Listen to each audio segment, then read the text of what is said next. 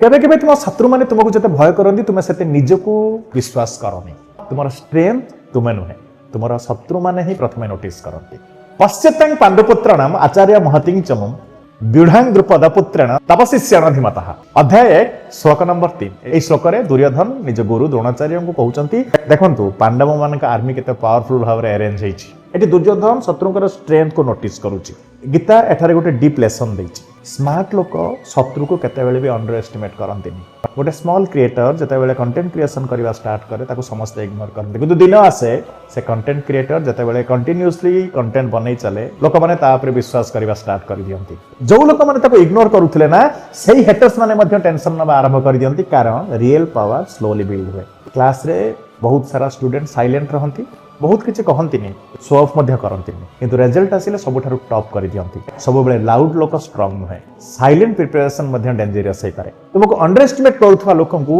तुम success is best answer Shrimad Bhagavad Gita कहूची निज स्ट्रेंथ को प्रूव करिवा पई नॉइज रा आवश्यकता नाही कंसिस्टेंसी ही एनफ एमिति पावरफुल गीता विजडम पई फॉलो करंतु धार्मिक ओडिया नमस्कार जय श्री राम युद्ध करना तुम्हारा कर्तव्य है पार्थ शस्त्र उठाओ